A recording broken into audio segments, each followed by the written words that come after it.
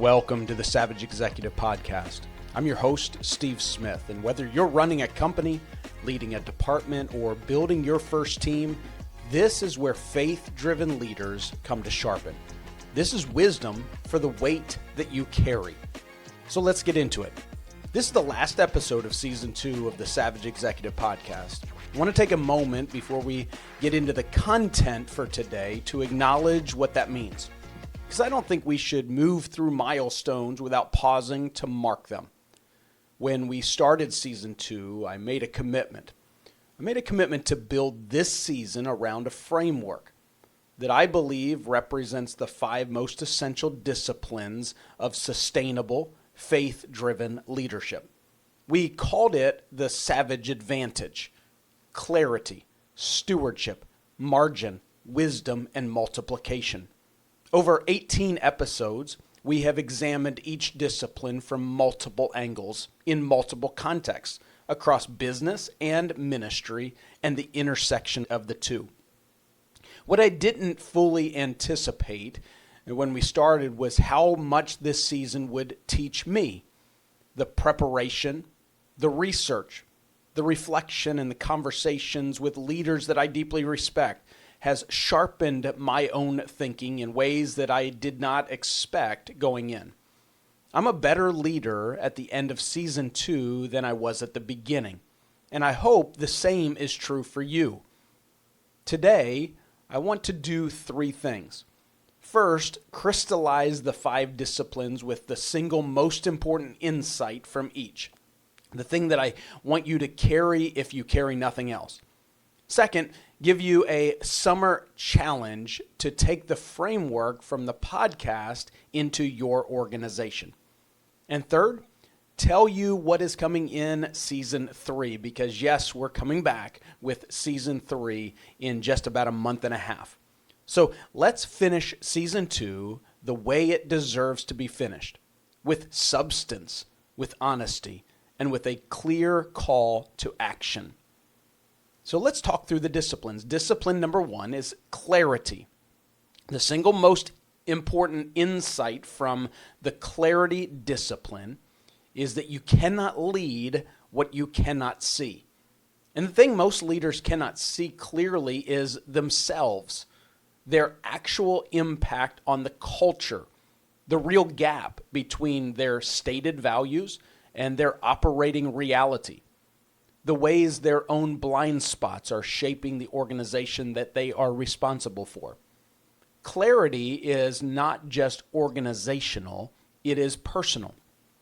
The culture audit is a tool for seeing the organization clearly. But before that tool is effective, the leader has to be willing to see themselves clearly, to answer the same 5 questions about their own leadership that they are asking about the organization. Are you rewarding the right things in yourself? What do you tolerate in your own behavior that you would not tolerate in anyone else? How do you actually make decisions when no one is watching? The clarity discipline is the foundation. Without it, the other 4 disciplines are being practiced on a foundation that is shakier than you realize. The Season 2 question for clarity: what are you most reluctant to look at clearly in your own leadership? Name it, then look at it. Discipline 2 was stewardship. The single most important insight from the stewardship discipline: stewardship is not primarily about resources. It is about the posture you bring to everything that you lead. The steward knows that nothing they hold actually belongs to them. And that knowledge changes every decision: how you price your services, how you manage your finances, how you handle the pivot, how you deploy your team's time. All of it looks different when you are operating as a steward rather than an owner.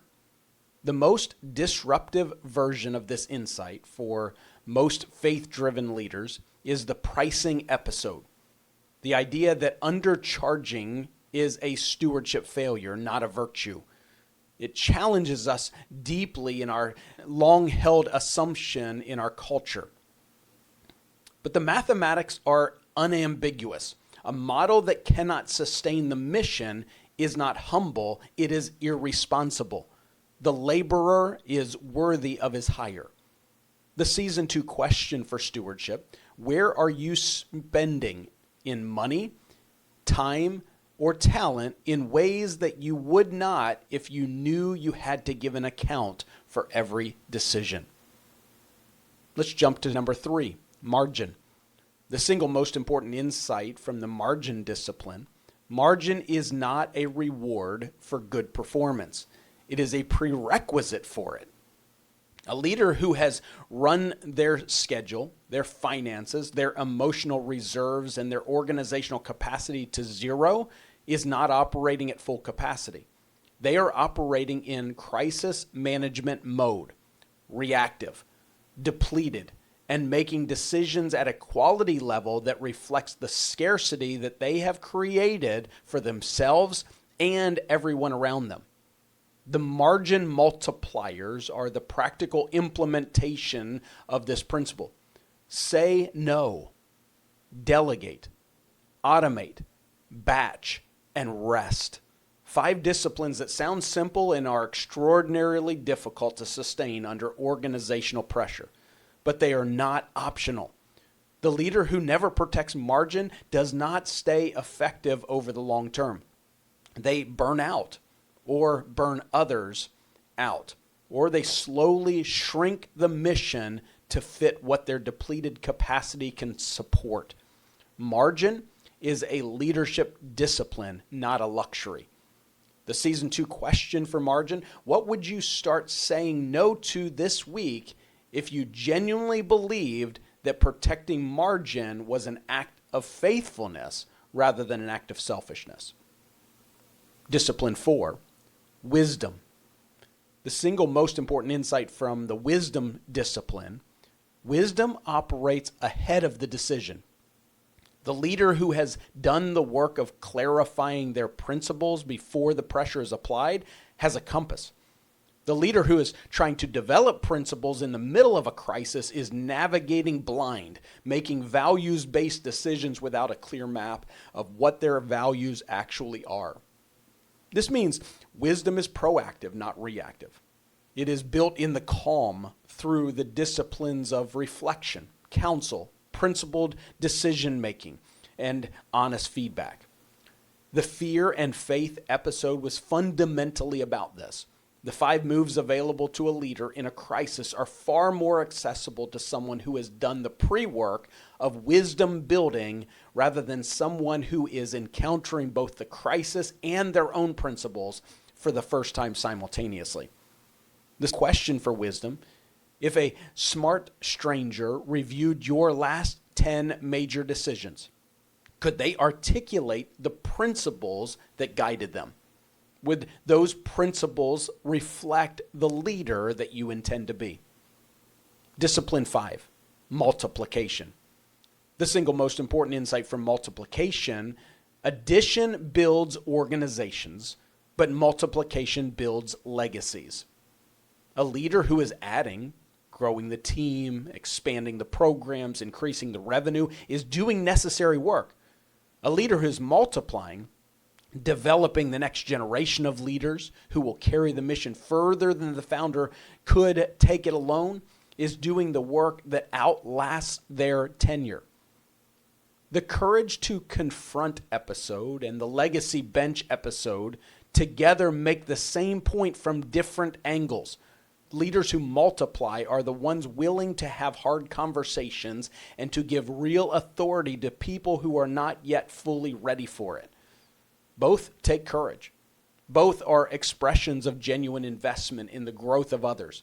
And both are irreplaceable multipliers of mission impact. The season 2 question for multiplication: who are you actively developing right now who will be ready to lead at a higher level in 2 years? Name them. If you cannot name them, that is the most important work left on the table from season 2. I want to close this season not with a summary, but with a summer challenge. The value of everything that we have covered is entirely contingent on what you do with it. Frameworks do not change organizations. Leaders who apply frameworks change organizations. So here's the summer challenge. 5 disciplines, 5 actions. Take 1 month and intentionally apply all of them. The first week, clarity. Run the culture audit. Take the 5 questions from episode 12 and bring them to your leadership team. Not as a performance review, but as a genuine inquiry. Set aside 2 hours and ask honestly. Listen without defending. Write down what you hear. Then let it sit for 48 hours before you decide what to do with it.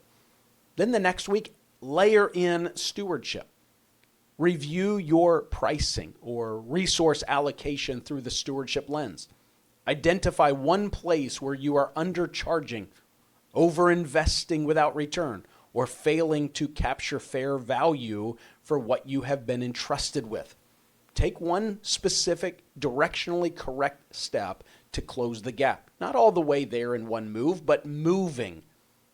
Then the next week, layer in margin. Identify the 3 commitments currently on your calendar that are generating the least return on your leadership energy. Remove or reduce at least one. Replace that time with something that genuinely restores capacity. Not more work, not more busyness, rest or deep reflection. Give your best thinking something worth showing up for. Then the next week, layer in wisdom. Write down the 5 disciplines that actually guide your most important decisions, not aspirationally, but descriptively. What principles are demonstrably present in the choices that you have made in the last 90 days?